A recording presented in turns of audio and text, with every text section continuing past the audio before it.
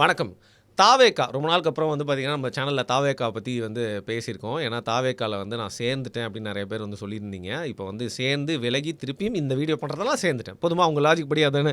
Anyway இன்னைக்கு தாவேகாவ பத்தி நான் ஏன் பேச போறேன் அப்படின்னு பார்த்தீங்கன்னா, செங்கோட்டையன் அவர்கள் தாவேகால போய் ஜாயின் பண்ணப்பவே நெறைய பேர் குறித்து வந்து பேச சொல்லியிருந்தாங்க. அப்ப எனக்கு பேசவே தோணல. ஆனா இன்னைக்கு பார்த்தீங்கன்னா, ஒரு தலைவர், ஒரு பெரும் பேச்சாளர், மக்களையெல்லாம் மகிழ்விக்கக்கூடியவர், அரசியலில் வந்து பார்த்தீங்கன்னா, பல ஆண்டுகளாக கொலோச்சிக் கொண்டிருப்பவர், நம்ம நாஞ்சில் சம்பத் வந்து தாவேகால போய் சேர்ந்திருக்காரு. இவர பார்த்தீங்கன்னா, ஒரு நல்ல பேச்சாளர். மதிமுகல வந்து ஆல்மோஸ்ட் 18 இயர்ஸ் வந்து பயணிச்சிருக்காருன்னு நெனைக்கிறேன். 15 இயர்ஸா 18 இயர்ஸான்னு தெரியல. அவ்வளோ நேரம் பயணிச்சு வைகோவுக்கு வைகோவே ஒரு போர்வாளா இருந்திருக்காரு. அவருக்கு வந்து ஒரு சிறந்த போர்வாளா இருந்து, வைகோ மாரியே ட்ரெஸ் பண்ணிக்கிறது, பேசிக்கிறது, தோற்றமும் லைட்டா அதே மாரி இருக்கும். அப்பேற்பட்டவர் ஒரு காலகட்டத்தில அவர் பார்த்தீங்கன்னா, பிரிஞ்சு வெளில வந்துடுறாரு. அதுக்கப்புறம் எல்லா கட்சியிலும் ஒரு ஸ்டிண்ட் ஒண்ணு பண்றாரு. கொஞ்சம் கொஞ்சமா இன்டர்ன்ஷிப் மாரி. இன்னைக்கு வந்து அவர் அரசியல் அனாதையாக்கப்பட்டு, திமுகல பல பேருக்கு என்னங்க வளர்த்து விடுறாங்க, கார் குடுக்குறாங்க, வீடுலாம் கட்டி தராங்க. அவன் 4 கோடி ரூபா வீடு கட்டின்னு போறான். மொக்கையா ஜேர்னலிசம்ன்ற பேர ஊர ஏமாத்திட்டு இருக்கான். திமுகவுக்கு வந்து சொம்பா இருந்து அண்டாவா மாறிட்டான். நான் குண்டாவா இருந்து கூட எதுவுமே எனக்கு வந்து செய்ய விட மாட்றாங்களே அப்படின்னு சொல்லிட்டு, அவர் வந்து நட்பு வட்டத்தில வந்து பார்த்தீங்கன்னா, ரொம்ப புலம்பிட்டே இருந்திருக்காரு. அந்த நேரத்தில தான் வந்து இப்போ ரிட்டயர்மென்ட் கட்சி அப்படிங்கிற மாரி வந்து பார்த்தீங்கன்னா, ஒண்ணு ஜென்ஸி கட்சின்றீங்க, இல்ல ரிட்டயர்மென்ட் கட்சி அப்படின்றீங்க. ரீசென்ட்டா செங்கோட்டையன் அவர்கள் தன்னுடைய அரசியல் வாழ்க்கையின் முடிவ தாவேகால முடிச்சுக்கலாம் அப்படிங்கிற மாரி வந்து சேர்ந்திருக்கார்ல. அதே மாரி வந்து பார்த்தீங்கன்னா, இப்போ தாவேகாக்கும் சில ஆட்கள் தேவைப்படுது அப்படிங்கிறனால, டிவிகேல விஜய போய் மீட் பண்ணி துண்டு போட்டு விஜய் ஒரு துண்டு போட்டு வந்து பார்த்தீங்கன்னா, கட்சியில இணைந்து தலைவன் வந்து போடாத துண்டே இல்லங்கிற மாரி நம்ம சிவப்பு, மஞ்சள் துண்டான டிவிகே துண்ட வந்து போட்டுக்கிட்டாரு நாஞ்சில் சம்பத். சரி, இது எந்த அளவுக்கு வந்து தாவேகாக்கு வந்து ஒரு ப்ளஸ்ஸா இருக்கும். முதல்ல நம்ம செங்கோட்டையன்ல வந்துரலாம். செங்கோட்டையன் வந்து இன்னைக்கு அதிமுகலயே ஓரம் கட்டப்பட்டது மட்டும் இல்லாம, அவருடைய தொகுதியில மேபி அவருக்கு ஒரு பவர் சென்டரா அவர் இருந்தாலும், தாவேகாக்கு வர்றது அப்படிங்கிறது எந்த அளவுக்கு அவருக்கு ஒரு அரசியல் மூவா இருக்கும் அப்படின்னு பார்த்தீங்கன்னா, என்ன பொறுத்தவரைக்கும் அதில ஒரு ப்ளஸ்ஸு அப்படின்னா வந்து ஜென்ஸி வோட்டர்ஸ் எல்லாருக்குமே செங்கோட்டையன் அப்படிங்கிற பேரு அடுத்த ஜெனரேஷனுக்கும் போய் சேர்ந்துச்சு. அந்த வகையில நீங்க வந்து ரொம்ப ஃபேமஸ் ஆயிட்டீங்க. ஆனா மைனஸா எது இருக்கும் அப்படின்னு பார்த்தீங்கன்னா, இப்போ ரீசென்ட்டா கூட ஏதோ ஒரு கார்த்திகை தீபத்துக்கு வாழ்த்து போடுறப்போ வந்து ஜெயலலிதா அவர்களோட படம், எம்ஜிஆரோட படம்லாம் போட்டு அவர் வந்து பழக்க தோஷத்தில போட்டாரு. ஏன்னா பாவம் எவ்வளோ காலங்காலமா இருக்கிறாரு. பட் டக்குன்னு பார்த்தீங்கன்னா, அந்த பதிவையும் நீக்கிட்டாரு. இவருடைய அரசியல் அனுபவமா இருக்கட்டும், இவரோட வயது அண்ட் தாவேக்கால இருக்கிற அந்த 2ஆம் கட்ட தலைவர்களான புசி ஆனந்தா இருக்கலாம், ஆதவ் அர்ஜுனா இருக்கலாம், இல்லை மற்றும் எல்லாருமே வந்து பார்த்திங்கன்னா, அவங்க பழகக்கூடிய தன்மை அவர் எப்படி நடத்துவாங்க, அவங்களுக்குள்ளேயே வந்து ஒரு அதிகார போட்டி இருக்குது, விஜய் கிட்ட யார் நெருங்கிறது, யார் அவருக்கு ஐஸ் வைக்கிறது அப்படிங்கிற மாதிரிலாம் சொல்கிறாங்க. அப்படி இருக்கிறப்போ செங்கோட்டையன் அப்படிங்கிறவர் முன்னாள் அமைச்சராக இருந்திருக்காரு. நல்ல பவர்ஃபுல் பதவியெல்லாம் இருந்து பழகி போனவர், ஓரளவுக்கு மரியாதையும் பார்த்து பழகி போனவர், இந்த கட்சியில் எப்படி ட்ராவல் ஆக போகிறாரு அப்படிங்கிற ஒரு சந்தேகம் கண்டிப்பாக வந்து இருக்குது. ஒன்று செங்கோட்டையனை வச்சு ஹேண்டில் பண்ணுறதுக்கு தாவேக்கடவர், அதாவது புசி ஆனந்த், ஆதவ் அர்ஜுனாலாம் வந்து அடாப்ட் ஆகுறாங்களா, இல்லை செங்கோட்டையன் வந்து இந்த ஜென்ஜி குட்ஸ் கூட சேர்ந்து நண்பா நண்பின்னு பேசிட்டு வந்து அவர் அடாப்ட் ஆக போகிறாரா, எப்படி அங்கே ஃபிட்டுன்னு ஆக போகிறாரு அப்படிங்கிறத பொறுத்து வந்து பார்க்கணும். ஆனால் ஒரு விஷயம், டிஎம்டிகே விஜயகாந்த் அவர்களுடைய கட்சி, விஜயகாந்த் அவர்களுக்கு ஒரு கள அனுபவம் இருக்கான்னு கேட்டால், ஒரு அரசியல்வாதியாக அவருக்கு கள அனுபவம் கொஞ்சம் கம்மியாக இருந்தாலும் மக்களுடைய ஆதரவும் செல்வாக்கும் அவருக்கு வந்து நல்லாவே இருந்தது. அப்பேற்பட்ட சூழ்நிலையில் அவுட் அண்ட் அவுட் வந்து பார்த்திங்கன்னா வந்து முழுக்க படத்தெல்லாம் விட்டுட்டு பாலிடிக்ஸ்க்கு வந்த விஜயகாந்துக்கு எம்ஜிஆர் கூடயே இருந்து பல காலகட்டங்களில் அரசியலில் பல நின்று கொட்டை போட்டவர், பல சூழ்நிலைகளில் அரசியலை பார்த்த பண்ருட்டி ராமச்சந்திரன், அதிமுகவில் இருந்த பண்ருட்டி ராமச்சந்திரன் வந்து விஜயகாந்த் அவர்கள் கூட சேர்றாரு.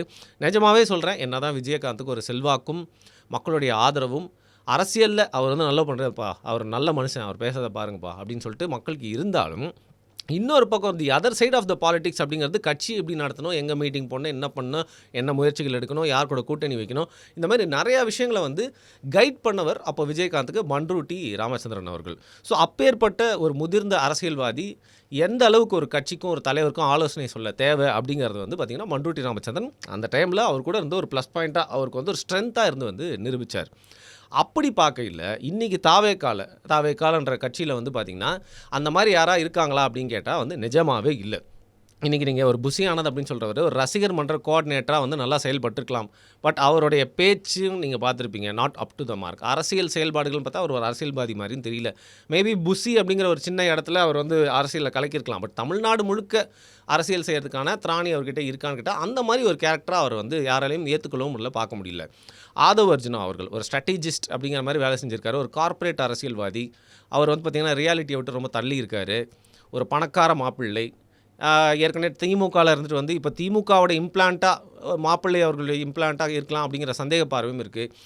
இவர் இன்றைக்கி வரைக்கும் தாவேக்கால சேர்ந்து விஜய்க்கு எந்த ஒரு நல்ல விஷயம் செய்கிறதோட பாதகம் அவருக்கு வந்து பார்த்திங்கன்னா பிரச்சனையை தான் நிறைய கூட்டு வந்திருக்காருன்ற மாதிரி ஒரு பார்வை இருக்குது. அவர் அப்புறம் ரிட்டையர்டான ஐஆர்எஸ் அதிகாரி அருண் அவர்கள், அதுக்கப்புறம் வந்து பார்த்திங்கன்னா ஜான் ஆரோக்கியசாமி, அவரும் ஒரு ஸ்ட்ராட்டஜிஸ்ட்டு. இவங்க எல்லாருமே வந்து பார்த்திங்கன்னா தேர்ந்த அரசியல்வாதிகளே இல்லை. ராஜ்மோகன் அண்ணன் நல்லா பேசுவார், அவரும் ஆனால் இப்போ தான் அரசியலுக்கு வந்து புதுசு. இந்த மாதிரி இருக்கிறப்போ வந்து ஒரு முதிர்ந்த அரசியல்வாதி எப்போவுமே வந்து பார்த்திங்கன்னா அவைத்தலைவராக வந்து யாரை போடுவாங்கன்னா அரசியலில் கொஞ்சம் பழந்தின்னு கொட்டு போடுறது. அவர் கேட்டால் எல்லா மேட்டரும் சொல்லுவார். எலெக்ஷனுக்கு என்ன பண்ணணும், எந்த டூர் போகணும், எப்படி எந்த ஊருக்கு போய்ட்டு எப்படி வந்தால் வந்து தேர்தல் பிரச்சனை ஈஸியாக முடியும், அந்த மாதிரி எல்லாத்தையும் வந்து பார்த்திங்கன்னா ஃபிங்கர் டிப்ஸில் வச்சுருப்பாங்களே, அந்த மாதிரி களத்தில் இறங்கி வேலை பண்ணி வெற்றி தோல்விகளை பார்த்த கரவேட்டி கட்டின ஒரு அரசியல்வாதியாக வந்து பார்த்திங்கன்னா யாருமே தாவைக்கால இல்லை. இதுக்கு முன்னாடி திமுகலா அதிமுகலா இளைஞர்களா பல வாட்டி வந்து ஓட்டு போட்டு அந்த கட்சிக்காக உழைச்சவங்க எல்லாரும் கூட வந்து சேர்ந்துருக்கலாம் இங்கே. பட் ஒரு பெரிய ஸ்டேச்சரில் உள்ள ஆள் அப்படின்னு பார்த்தா யாருமே இல்லை. அப்பேற்பட்ட சூழ்நிலையில் செங்கோட்டையன் மாதிரியான ஒரு வயது முதிர்ந்த அனுபவம் முதிர்ந்த ஒரு அரசியல்வாதி அங்கே போய் சேர்றது அப்படிங்கிறது கண்டிப்பாக அந்த வகையில் பார்த்தா விஜய்க்கு ஒரு பெரிய ப்ளஸ் பாயிண்ட் தான். சரி, அடுத்து நம்ம நாஞ்சில் சம்பத்தண்ணனுக்கு வருவோம். பேச்சாளர்கள் அப்படின்னு பார்த்தா வந்து நிஜமாகவே இப்போது கிரேடு 1லேருந்து கிரேடு 3க்கு வந்திருக்கார் ராதவர்ஜனா, நல்லா பேசுகிறாரு. விஜய் வந்து பார்த்திங்கன்னா அவரோட சினிமாத்தனத்தை மட்டும் கொஞ்சம் விட்டுட்டு இயல்பான விஜயாக பேசினார்னா அவர் பேசுனதுக்கு பட்டி தொட்டியெல்லாம் போய் சேரும். இப்போவே நீங்கள் பேசுகிற ஒரு சின்ன பாட்டிலுக்கு 10 ரூபா அப்படிங்கிறது எவ்வளோ பெரிய பிரச்சார பாடலாம் மாறி நிற்கிது. திமுகவுக்கு அது வந்து இன்றைக்கி வரைக்கும் ஒரு களங்கத்தை ஏற்படுத்தக்கூடிய ஒரு விஷயமா இருக்குல்ல. அந்த வகையில் நீங்கள் அந்த சினிமாத்தனத்தை விட்டுட்டு பேசினா இன்னும் நல்லாயிருக்கும். ஏன்னா உங்களை சினிமாவில் பார்த்தே வந்து பழகிட்டோன்றனால இங்கேயும் வந்து தொட்டிருக்கக்கூடாது அப்படின்னா நீங்கள் பஞ்ச டைலாக் மாதிரியே இருக்குன்றது பொதுமக்களுடைய பார்வையாக இருக்குது. ஸோ அவர் அந்த ரகமாக இருக்கிறப்போ வந்து மேடை பேச்சில் கை தேர்ந்த ராஜ்மோகன் அவர்கள் இருக்கார். பட் அவர் மட்டுமே எல்லா டிபேட்டுக்குமே போய் அவர் மட்டுமே எல்லா இடங்களுமே போய் வாதிட்டு இருக்க முடியாது. ஸ்டேஜ்லேயும் பேசணும், அதுக்கப்புறம் டிவிலையும் போய் பேசணும் அப்படி மாதிரி இருக்கிறப்போ கொஞ்சம் வயசில் பெருசாக யாரோ ஒருத்தர் அரசியல் அனுபவம் மிக்கவர், பல தேர்தல்களை பார்த்தவர் அப்படிங்கிற மாதிரி ஒரு சூழ்நிலையில் வந்து பார்த்திங்கன்னா ஒரு பேச்சாளராக நாஞ்சில் சம்பத் அவர்கள் இந்த கட்சிக்கு ஒரு பெரிய பலமே. துப்புனா என்ன பண்ணுவீங்க, தொடச்சிப்பேன், அம்மா கிட்ட இன்னோவா கார் வாங்கினது, கொஞ்ச நாள் ஒரு கட்சியிலேருந்து இன்னொரு கட்சிக்கு தாவது இப்படிங்கிற மாதிரி அவர் மேலே வந்து நிறைய ஒரு ட்ரால் மெட்டீரியலாக அவரை வச்சு நிறைய பேர் பார்த்துருந்தாலும் ஒரு பேச்சு திறமை அப்படின்னு நீங்கள் எடுத்துக்கிட்டிங்கன்னா தலைவன் வந்து பிச்சு எடுத்துருவான். வைகோ கிட்ட வளர்ந்தவர் அப்படின்னா பார்த்துக்கோங்க எப்படி பேசுவார் அப்படின்னு சொல்லிட்டு அந்த வகையில் டிவிகேவின் கொள்கைகளை கொண்டு போய் சேர்க்க மேடைகளில் வந்து பார்த்திங்கன்னா வந்து எல்லாரையுமே பேசி வெறுப்பேற்ற எதிர்க்கட்சிகளின் கருத்துக்கள் விமர்சனங்களுக்கெல்லாம் வந்து பார்த்திங்கன்னா வந்து உடனே பதிலடி கொடுக்க அப்படிங்கிற மாதிரி வந்து இவர் ஒரு பெரிய ஆடானாக ஒரு அட்வான்டேஜாக இருப்பார். ஆனால் அதெல்லாம் தாண்டி யாரெல்லாம் வந்து பார்த்திங்கன்னா கொஞ்ச நாளுக்கு முன்னாடி பிஜேபியில் வந்து ரவுடிங்களுக்கெலாம் யாரெல்லாம் வந்து பெயில் ஆகிட்டு வந்துட்டாங்களோ அவங்களுக்குலாம் வந்து அடைக்கலம் போகிற மாதிரி வந்து பிஜேபி சேர்ந்துருவாங்க சொல்லுவாங்க. அந்த மாதிரி வந்து அரசியல் அனாதைகள் அப்படின்னு சொல்லப்படுறவங்க இல்லை இன்றைக்கி மற்ற கட்சிகள் வந்து கழட்டி விடப்பட்டவங்களோட ஒரு புகலிடமாக தாவேக்கா வந்து மாறிடக்கூடாது அப்படிங்கிறது தான் வந்து அவங்க தொண்டர்களுடைய வந்து ஒரு பெரிய பேச்சாக இருக்குது. அப்படி நம்ம கட்சியில் எல்லாருமே வந்து சேர்றப்போ இந்த கட்சியில் ஒரு ரசிகர் மன்ற காலத்துலேருந்து உழைச்ச எனக்கு அந்த படம் இடம் போயிடுச்சு அப்படிங்கிற மாதிரி சில வைத்தறிச்சல்களும் வந்து நிறைய பேருக்கு இருக்கலாம். இதுதான் வந்து அரசியல் கட்சி, இது வேறு என்ன பண்ணுறது, இப்படி தான் வந்து மக்களோட மனநிலை இருக்கும். அதை தாண்டி நாஞ்சில் சம்பத் அவர்கள் என்ன சொல்லியிருக்காருன்னா, தம்பி விஜய் கிட்ட பேசினேன், பாஜக கூடலாம் வந்து கூட்டணி சேரவே மாட்டேன், பாஜகக்கு எதிரின்னு சொல்லிட்டாரு, அது போதும் எனக்கு, நான் தொடர்ந்து வந்து தம்பி விஜய் கூட சேர்ந்து பயணிக்க போகிறேன் அப்படின்னு சொன்னாலும் இவங்களாம் எந்த அளவுக்கு பிரிங்கிங் திங்ஸ் டு த டேபிள்னு சொல்லுவாங்க, எந்த அளவுக்கு நல்லதை எடுத்துகிட்டு வர போகிறாங்க, எந்த அளவுக்கு கெட்டதை எடுத்துகிட்டு வர போகிறாங்க, விஜய்க்கு இவங்களாம் வந்து ஒரு ஸ்ட்ரென்த்தாக இருப்பாங்களா இல்லை ஒரு வீக்னஸாகவே மாறிடுவாங்களா, இவங்களோட எக்ஸ்பீரியன்ஸு தாவேக்காக்கு வந்து ஒரு வலுவை கூட்ட போதா இல்லை தேவையில்லாத சுமையாக மாறப்போதா அப்படிங்கிறத நம்ம பொறுத்து இருந்து தான் வந்து பார்க்கணும். ஏன்னா டிவிகே அப்படிங்கிறது ஒரு புது கட்சி மட்டும் இல்லாமல் நம்ம கண்ணு முன்னாடியே வந்து பார்த்திங்கன்னா டெய்லி மீடியா அட்டென்ஷனோடயே இருக்கக்கூடிய ஒரு கட்சியாக இருக்கிறதுனால அவங்களோட கட்சியில் சேர்ற இந்த மாதிரி வந்து முன்னாள் தலைவர்கள், முன்னாள் அமைச்சர்கள், மற்ற கட்சியில் வந்து சேர்றவங்க எல்லாருமே வந்து அந்த கட்சிக்கு புது ஃப்ளேவரும் புது பார்வையும் கண்டிப்பாக ஆட் தான் பண்ண செய்வார்கள். அது இந்த கட்சியோட பார்வை, மக்கள் மத்தியில் இந்த கட்சி மேலே இருக்க பார்வை எந்த அளவுக்கு மாற்றுது, இந்த தேர்தலுக்கு உதவுதா அப்படிங்கிறத பொறுத்து இருந்து பார்க்கலாம். நன்றி.